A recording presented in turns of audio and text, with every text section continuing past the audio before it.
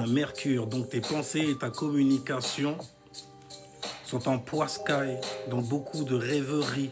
Beaucoup en fait aussi, l'air de rien, de mots que tu vas mettre sur des émotions pour expliquer en fait l'état d'être, l'état émotionnel d'une personne.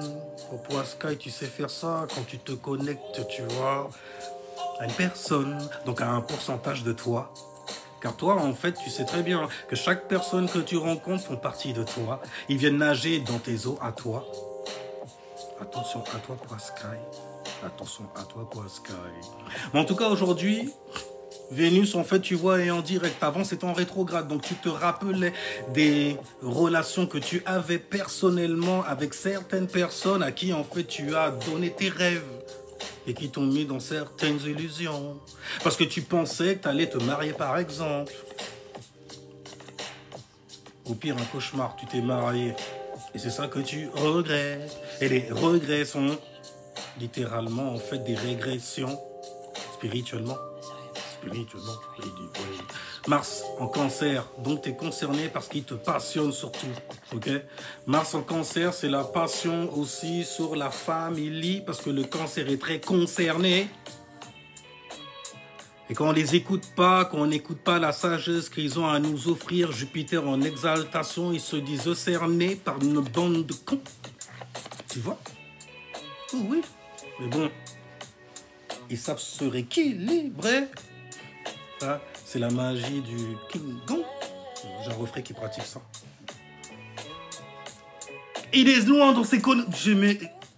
Moi, je connais rien, moi. Apprends-moi qu'un maître. C'est toi le master enfoiré. Il va falloir que je te fasse venir. C'est un délire. Et j'en ai un autre, même carrément, qui vend des bols tibétains. Oh. Salaud, tu m'as fait revenir sur TikTok carrément pour écouter en fait ces bruitages. Si apaisantes à mon être, à ma vibration. Anyway, en tout cas, aujourd'hui, il y a Mars. Mars, la passion en cancer. Donc, tu seras très passionné sur des choses qui te concernent. Fais attention, surtout pour les ascendants. Cancer. Parce que tu peux, merci, être concerné personnellement par certaines situations auxquelles tu t'es connecté. Et que tu as créé, car tu es ascendant cancer, c'est toi qui crée et qui initie comment faire pour se sentir bien en sécurité émotionnelle avec mes miens, avec les gens que je peux me permettre ensuite d'appeler famille. Parce qu'il y a une certaine fidélité qu'ils ont, tu vois. Et je suis fidèle à eux aussi. Je suis quelqu'un comme ça. À la vibe, en fait, qu'il me donne, tu vois, la sensation d'être avec la famille. God damn, il n'y a rien de plus stylé que ça, n'est-ce pas? Pour pouvoir manifester. Et tu manifestes comment dans l'astrologie? Grâce à ta luna, ton état émotionnel, gars. Par exemple, mon gars, moi j'ai une lune en lion. Oh, shit. Neptune en exaltation. Bah, ouais. Je suis dans mon rêve, là, t'as vu? Dans mon rêve play et pratique aussi. Parce que je pratique, en fait, ce que je dis. Tu vois? En plus, là où tombe mon scorpion, ça va. Dans la maison 10, mon gars, je suis là pour toi, t'inquiète pas. En tout cas, donc, on disait Mars en cancer. Pour les scorpions, c'est stylé. Parce que vous êtes gouverné par Mars. Et Mars, en fait, là, il est dans un signe qui est élément eau. Et tu connais ça, gros, c'est le cancer. Il est toujours concerné. Il est très attachant, en plus, carrément. Il s'attache comme de la glu, ouais, carrément. Après, le mec, quand il se barre, en fait, il prend même carrément ta vibration. Donc, c'est des gens, il faut les mettre bien. Parce qu'ils savent te mettre bien. Ah, oh shit, ils ont tellement souffert. Émotionnellement, ils ont été tellement sensibles sur certaines choses, tu vois, pour lesquelles ils ont été pris pour cible. Souvent. Après, ça donne une aura de victime. Souvent. Mais il faut au moins qu'ils l'extériorisent de certaines manières, d'une certaine manière, tu vois, émotionnellement. Et c'est mieux même quand ils se mettent à pleurer. Ah, c'est mieux, je préfère voir un cancer qui chiale. À moins il extériorise comme ça, il n'en peut plus, il pleure de colère carrément, c'est les os, il y a trop, c'est en ébullition, mon gros, alors il a besoin d'extérioriser ça. Et tant de la chance, il extériorise en fait juste avec des larmes, surtout si jamais c'est une femme. Tu l'as fait pleurer? D'accord. En fait, t'aurais dû la boxer. Ouais, t'aurais dû aller dans l'exagération. Ouais, t'aurais dû. Tu lui donnes des gants et puis... Après, tu modères quand même, c'est une meuf, quoi. Tu fais pas le con, tu vois. Même si, non, finalement, vraiment, les gars. Parce qu'il y a des mecs, comment ils font. Ah ouais, c'est pas mal. Ouais, je suis pour l'égalité d'un seul coup. Bien lui montrer, c'est quoi. Mais un bonhomme, ça perd des dents. Ouais, mais... Je parlais de ce genre de sujet qui est très brûlant. Et très violent. Mais la violence martienne, là, elle est exaltante, même carrément. N'est-ce pas, Scorpion? Bref, on a en tout cas pour les ascendants cancer. Vous avez Mars dans votre personnalité, dans votre maison 1. Donc vous allez être très passionné. Passionné par quoi? Passionné, en fait, par ce qui se passe autour de toi, personnellement, dans ta life. Et vu que c'est le cancer, c'est des choses qui concernent donc le privé.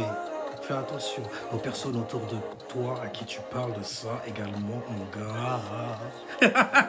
Par exemple, tu vois, parce que les gens ont une tendance à te piquer en fait tes vibrations. Regarde dans quelle ère nous sommes aujourd'hui. L'ère du Verseau, l'ère de la grande technologie, l'ère de l'IA. Aujourd'hui, on prend en fait la caractéristique de quelqu'un ainsi que sa connaissance et on fait parler une IA. J'espère que... Pour les blancs, en tout cas, qui m'écoutent, si jamais tu t'identifies comme ça, tu viens de te faire piéger, mon gars. D'accord? Mais si jamais tu t'identifies comme ça, j'espère que tu sais que tu es dans une autre matrice. Et que lorsque tu inventes, en fait, une technologie pour faire parler, en fait, même toi, te permettre de parler, en fait, des autres personnes, de leur histoire, etc. et tout, de ce qu'ils pratiquent dans leur life et tout ça, là. Donc, littéralement, c'est comme si tu faisais encore du coloriage, tu vois. C'est de l'escroquerie. D'accord? Donc moi-même, je laisse même... Déjà, un Renoir venir me dire d'où je viens, non. S'il s'identifie comme ça, c'est même pas la peine. Alors, un blanc qui va venir m'apprendre, en fait, qu'est-ce que mon histoire... Restons à notre place, n'est-ce pas? Restez à votre place, spirituellement surtout. Ok? Parce que tout ça, là, ça m'atteint pas du tout. Du tout! Même si, donc, du coup, ce qui atteint les gens, en fait, les prend au cou, c'est surtout Mars. En cancer. Ça te concerne ou pas? Ouais, je suis concerné par ça quand même. Concerné par ça. J'étais dans mes rêves, mes illusions vénusiennement, tu vois. Et dans mes pensées aussi. Donc mercuriennement, tu vois. J'étais dans mon rêve, dans mon illusion. Et je savais pas en fait que ce que j'allais dire, en gros, quelqu'un allait m'appeler dessus. C'est d'ailleurs pour ça que souvent, en tant que lâche, je monte dans des lives et puis je descends très très vite. Parce que oh, j'ai affaire à quelqu'un qui sait de quoi... Ok, d'accord. En plus, il s'est même expliqué le truc que je viens d'avancer. Il vient de me démystifier, bordel. J'étais un chéatine. Ouais, t'as pactisé avec la mauvaise personne. Mais hé, c'est des choses qui arrivent. Il y a Mars en cancer. C'est bien pour le faire. Pour voir en fait comment les gens créent et initient en fait ce qui les passionne et ce par quoi ils sont concernés dans leur privé. Oh, c'est beau. Stylé. Oh, c'est beau, j'aime bien. Parce que tu vois plein d'insécurités sortir sur la base de croyances. Frérot, c'est qu'une croyance. C'est que des histoires en fait que tu te racontes pour pouvoir en fait te maintenir dans l'illusion en fait qu'est la vie, que tu appelles la vie, histoire que les choses puissent recommencer. Tu vois. Ah, j'étais dans un live où ça parlait de Amy d'ailleurs, expérience de mort imminente. C'est bien de parler de ça avec tous les alignements qu'il y a en signe du poids sky. C'est bien de parler des rêveries. C'est bien de les expliquer aussi, tu vois, histoire de ne pas mettre les gens dans nos propres croyances, de ne pas être à la recherche de fous, en gros, qui viendront littéralement, en fait, te nourrir. Nourrir quoi, en gros? Ce dont tu vas te servir pour parler au tien. Et s'il passe par là... Tu sais que tu es en danger, hein. Fais très attention quand même. Mais j'étais dans un live où on parlait d'EMI, justement, expérience sur un. Et chaque personne y va en fait de sa croyance. Donc chaque personne y va de sa créativité. D'ailleurs, il me semble qu'à un moment, on avait parlé de voyage astral, de projection aussi astrale, de ce genre de bail, de vocabulaire que beaucoup de personnes, souvent perdues dans des livres ou dans des informations prises sur des vidéos YouTube ou sur des sites internet, viennent régurgiter. Sans avoir expérimenté cette chose ou pouvoir l'expliquer. Quand tu fais une projection, c'est que tu projettes en fait une lumière, une information que seul toi as en vrai, tu vois, mais que tu as certainement reçu d'ailleurs. D'ailleurs, quand tu fais un rêve, c'est ton rêve à toi. Quand tu vois une personne dedans, elle est un symbole de ce que tu ressens sur cette image. C'est d'ailleurs pour ça que tu l'as matérialisé dans ton rêve. Anyway, le monde onirique, je connais aussi. Oh, je connais certains détails, je suis vierge. Du coup, bon, j'arrive à valider certains seuils de folie lorsque un Poiscaille vient me raconter ses rêves. Ou qu'une tierce personne veut me raconter même sa croyance ou sa religion également. C'est là d'ailleurs que ça rend la chose très intéressante. Parce que dans mon passé, j'ai été religieux. Ouais, je sais, voir quelqu'un qui pratique ce qu'il dit. Et anyway, on va continuer à faire danser, ouais, danser les influences in the skyway, skyway, il y a Jupiter en gémeaux, les gens qui savent communiquer, qui savent penser, qui ont une pensée très vaste aussi. Ils savent s'informer sur énormément de choses, ils ont une certaine curiosité même carrément, lorsqu'ils mettent en fait leur plexus solaire sur quelque chose. Mon Dieu, je veux savoir comment utiliser, neutraliser cette chose-là. Juste m'informer, mon gars. J'ai pas besoin d'être un pro dans ça. Mais ça pourrait me servir lorsque je voudrais converser pour pouvoir m'extirper d'un ennui que j'ai, par exemple. Et on sait très bien que les Gémeaux sont des personnes qui se font chier très vite. Très vite, très vite, très vite, très vite, très vite, très vite. Voilà. Il a déjà zappé, il a déjà switché, il n'y a rien du tout. Mais en tout cas, il y a Jupiter, et Jupiter, c'est une influence, une énergie qui donne énormément de chance et d'abondance, donc de reconnaissance sur l'expérience que tu as vécue, ok, et que tu regardes en disant « Je n'aurais jamais dû vivre cela, pourquoi ça est arrivé à moi ?» Mais quand c'est Jupiter qui est dans le bail, comme influence, mon gars, tu as de la chance, une chance qui grandit, qui prend de la taille de fou malade. Tu deviens un Zeus. Je sais, après, bon, après, attention, tu peux, après, attends, je suis ascendant Sagittaire, je sais de quoi je parle, quelque part, je suis gouverné par Jupiter, tiens, par cette influence. Tu peux te la péter après. Ah, écoute, après, j'ai un soleil en Vierge, donc j'ai le souci du détail, tu vois. Ouais, monsieur, je sais tout. Oh, ça fait combien de temps que tu enrages sur moi, et pourquoi alors on continue à discuter si tu n'apprends rien de moi? Par contre, moi, je n'ai rien appris de toi, c'est sûr. Car le comportement que tu as, c'est un comportement qui existait déjà avant. Tu vois? Donc c'est une énergie que tu as. Et que tu attires souvent à toi. Parce que tu vibres comme cela. Oh shit! Celle de la personne qui vient à tes oreilles. Oh là là. T'avais pas envie de recevoir cette information-là.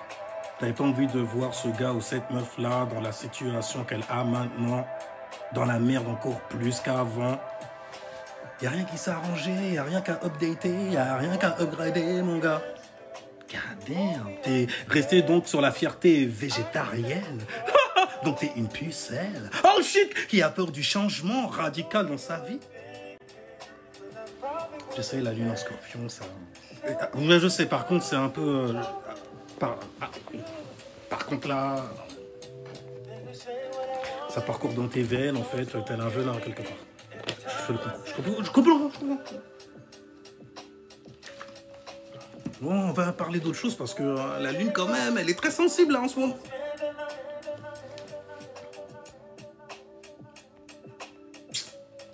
God damn! Anyway, on va pas perdre le fil donc. On parlait de Jupiter en Gémeaux. Donc, Jupiter, l'expansion, l'influence qui incarne l'expansion. L'expansion, pourquoi? Pourquoi tu t'expands et qu'est-ce qui s'expand? Ton esprit déjà. Tu vois, qui ne fait que croître, que prendre en expérience. De prendre donc en compréhension sur ce monde-là, sur les démons aussi qui habitent dans ce monde-là. Ouais, tout ce monde-là. Noir de monde-là. Masse de gens-là. Tu vois de quoi je parle, par exemple?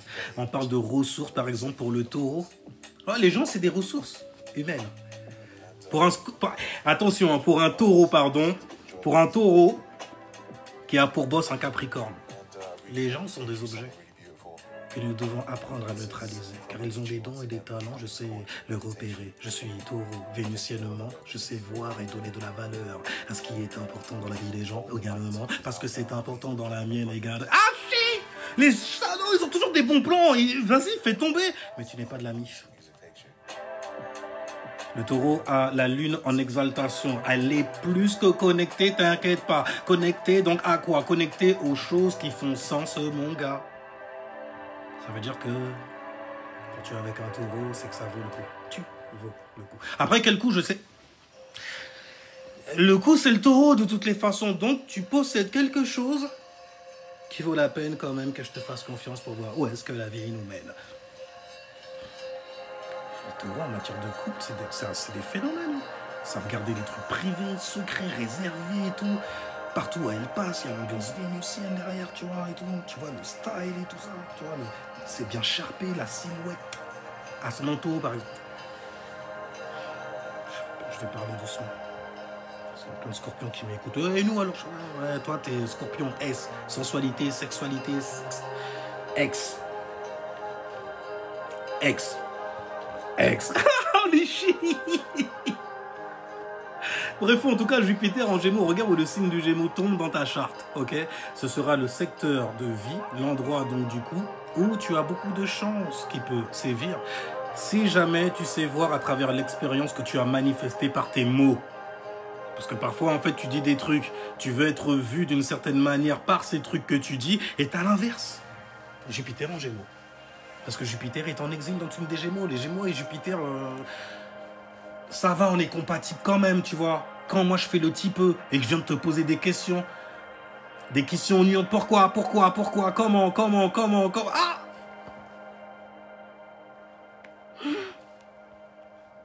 Il est curieux, hein. Il pose beaucoup de questions, bordel. Et parfois, c'est pire quand il en pose pas, c'est qu'il réfléchit. Oh, un Gémeaux, un enfant, ascendant ou soleil, hein. Parfois, non, c'est pas normal quand il n'y a pas de bruit, quand il y a... Oh, les chi, mon gars. Des enfants bordéliques et puis il y a un silence dans la maison. Tu flippes? Attends, il n'y a pas un truc qui est tombé depuis déjà un moment, là. Qu'est-ce qui se passe? Bref.